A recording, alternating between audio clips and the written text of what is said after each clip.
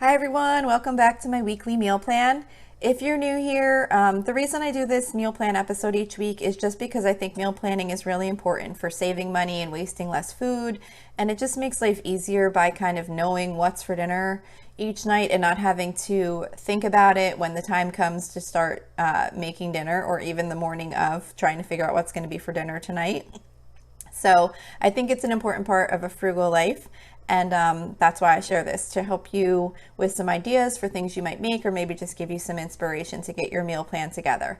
So this meal plan is only for dinners. I rotate my meals on a regular basis. So there's repetition for sure over the course of weeks. Like for example, every other Monday we do hamburgers. Every Tuesday is like a Mexican theme, and there's like 5 recipes that I rotate throughout. So I try and keep it really simple. But I do try and throw in some new things every once in a while, just to kind of add in a new side dish or maybe a main dish, and a little bit changes seasonally. But I do try and stick with kind of the same group of recipes for the most part, just to make it really easy for me to keep my meal plan going week after week. For myself, just to kind of say, okay, today we had hamburgers, 2 weeks from now, hamburgers is on the list. That day is done. So I kind of follow something like that. So I also want to let you know that the blog version of this meal plan with links to the recipes can be found on my website at lolasfrugallife.com. And just real quick, today is going to be the last day. You can enter my $5 Amazon gift card giveaway that I'm doing for the month of June 2021. So there's 2 ways to enter. The first way is to leave a review on Apple Podcasts and send me a screenshot of it via email. The second way is to screenshot the show, post the screenshot, and tag me on Instagram. Then email me to let me know that you tagged me on Instagram. Of course, I'll be able to see the tag, but I need the email in either situation, because that's the way I will get back to you with the digital gift card code if you win the $5 Amazon gift card. So you can email me at lolasfrugallife@gmail.com, and the winner will be randomly chosen from all entries received, and I'll contact you during the first week of July if you're the one that's chosen with the gift card code, so that you can get your $5. So this week's meal plan starts on Saturday, July 3rd. This meal plan episode comes out every Wednesday, and the meal plan starts on the upcoming Saturday. That way, if you were going to follow along with anything, you'd have enough time to get your ingredients together for any of the recipes. So for Saturday, I'm going to be doing Anna's amazing easy pleasy meatballs over buttered noodles. So this is just like a really simple recipe where you just take like frozen meatballs and you stick them in the crock pot, and it's just like it makes like a sauce with like cream of celery soup and French onion soup and sour cream. You know, it makes like one of those like a Swedish meatball type sauce over the meatballs. And then I'm going to serve that with buttered noodles. And then I'm also going to make on the side air fryer roasted cauliflower. Well, okay, so the recipe is called air fryer roasted cauliflower and broccoli. It's from allrecipes.com. But I usually choose one or the other, whichever one we haven't most recently had, because I just find that it's too much. Well, one, to store for one meal, a whole head of cauliflower and a whole head of broccoli in my fridge just for one side dish. And we really don't need that much. My family doesn't eat like 2 heads of broccoli and cauliflower in one sitting. Plus, it's a lot to put in the air fryer. So I usually pick either the cauliflower or the broccoli, depending on whichever one I happen to choose for that week. So that's for Saturday. For Sunday, I'm going to be doing slow cooker potluck spare ribs. That's also from allrecipes.com. This is actually a new recipe that I haven't tried yet.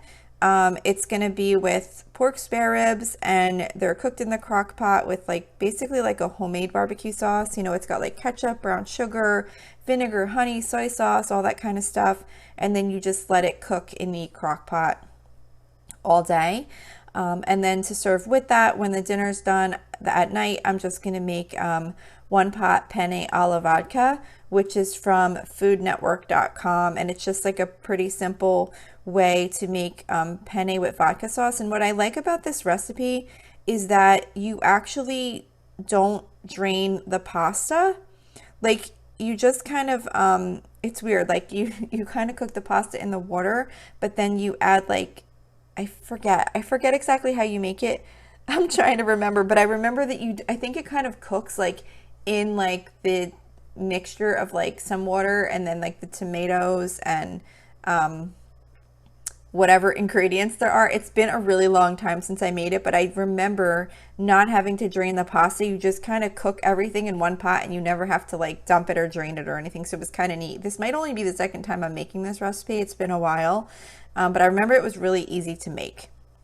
So anyway, I'm going to be making that with the crock-pot spare ribs. So that is actually for 4th of July. For Monday, July 5th, I'm going to be doing hamburgers.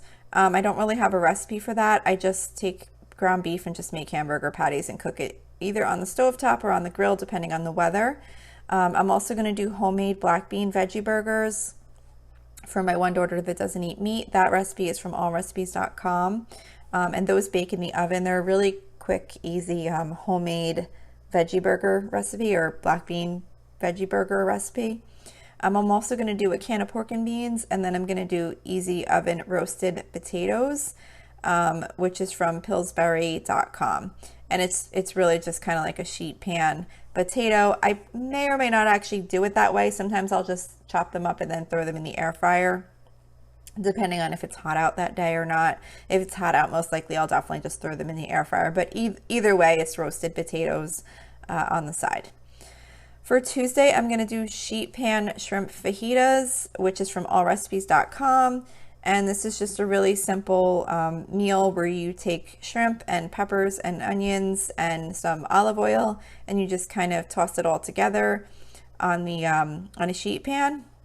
Now, I think this recipe calls for you to cook the shrimp separately and then do the peppers and onions separately and then kind of mix it together. I just threw it all together because that's kind of like what a sheet pan meal is. Like, you don't want to do two separate things. I mean, I guess maybe there's a reason it might come out better, but I found it came out really good just by throwing it all together and cooking it that way.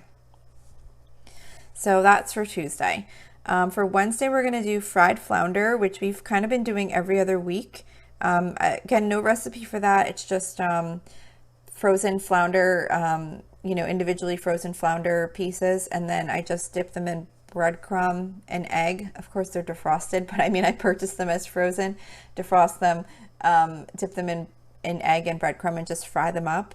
And then for a side dish, I'm going to be making spinach with garbanzo beans, which is from allrecipes.com. And I haven't made this in a while, but it's pretty good. I really like chickpeas, and pretty much what you do is you kind of cook the chickpeas and spinach, fresh spinach, in a pot together, and you kind of mash the chickpeas a little bit so that they get like a little bit softer. And I think it's a really good side dish. It's really healthy. So I thought that would go good with the fried flounder. And then I'm just going to do some type of boxed rice on the side. One of those like flavored type rices, like where they have like chicken flavor or rice pilaf, or I don't know, like just one of those like rice-a-roni type boxed rices to go on the side with that. So that's for Wednesday. For Thursday, we're going to do breakfast for dinner. We usually always do either breakfast for dinner or soup and grilled cheese on Thursdays, because that's the night that I go grocery shopping. So I try and keep the meal really quick and easy to make, because I don't want to have to cook a big meal after I get home from shopping, put all the groceries away, and then I have to cook. So I'm just doing turkey bacon in the oven. You can do the same thing with regular bacon. It tells you how to cook it on brended.com. That's where I found it from, but there's really not much to it. You pretty much just take the bacon, put it on a cookie sheet, and bake it in the oven at 400 degrees for 10 minutes on each side. But you want to check it once you flip it after the first 10 minutes, because sometimes it doesn't need to go another full 10 minutes. Maybe do it for like 5 and then check it and see if you want it to cook longer. Because of course you can always add more time, but if it overcooks, then there's not much you can do about that. And then I'm also going to do scrambled eggs, and I'm going to do hash brown casserole, which is from allrecipes.com. This is actually another new recipe for me. It's just one of those like hash brown casseroles where you put like the frozen shredded hash browns and cheese, and it's got cream of mushroom soup in it, and it just bakes in the oven. I thought that would be a good side dish to go with the breakfast for dinner. Only problem is it does take 45 minutes to bake in the oven. So if you're doing this as like a quick, easy meal, what I would suggest is probably maybe pre-prepare it in the morning and then just kind of stick it in the oven when you're about to start cooking, so that that can be cooking while you're preparing your other stuff, and then it'll be done about the same time when everything else is done. So that's for Thursday. So the last meal of the week is for Friday, July 9th. And for Friday, I'm going to be making cheesy, crispy chicken. So I don't have a recipe link for this one, but pretty much all you do is you just take chicken breast, you coat it with, you dip it in milk, and then you coat it with crushed Ritz crackers, and then you just cook in a 9x13. Oh, and then you top with cheese. So you take the chicken breast, you dip it in milk, then you dip it in the Ritz crackers, and then you sprinkle cheddar cheese over top, and you bake it in the oven at 400 degrees for 35 minutes. You do have to cover it with foil before you bake it. Sorry, I'm just trying to, it's like my own notes on how to make it. I don't have like a recipe link, so I was trying to just read it really quick. But we really like how that comes out. And then for a side dish with that, I'm just going to do broccoli pasta side dish, which is from Taste from Home. And it's just like spaghetti noodles or linguine with fresh broccoli, and you just like saute the broccoli and you cook the pasta and you mix it all together and you season it with like olive oil, butter, and some garlic powder. This is cloves of garlic, but I just use garlic powder and salt and pepper, and I thought that would go really good with the chicken. And it's got a vegetable in it already, so I'm just doing that one side dish because I figure it's the pasta and the broccoli, and then we'll do that with the chicken. So that's it for this week's meal plan. I hope this was helpful for you. Hopefully maybe it gave you some motivation, even if you don't like any of these recipes, to kind of give you some ideas of some things that you like to make to get your meal plan together. Don't forget, you can email me with any questions or suggestions at lolasfrugallife@gmail.com. You can also follow me on Instagram and Facebook at Lola's Frugal Life. You can find blog posts for each of my episodes, as well as each of the meal plans, like I said, with the recipe links at lolasfrugallife.com. And I would love to have you join our private listeners group at facebook.com/groups/lolasfrugallife. If you enjoy the show, please make sure to subscribe on Apple Podcasts, YouTube, or wherever you listen from. I would love to hear it. I would love to hear that you're listening to the show. And if you'd like to screenshot me on Instagram, that would be a great way to tell me. And also, if you can take a couple of seconds to rate and review the podcast, that would be really helpful to me. It's supposed to be really important as far as the show being found by new listeners. So that'd be really great. So that's it for today. Thank you so much for listening, and I hope you have a really awesome day.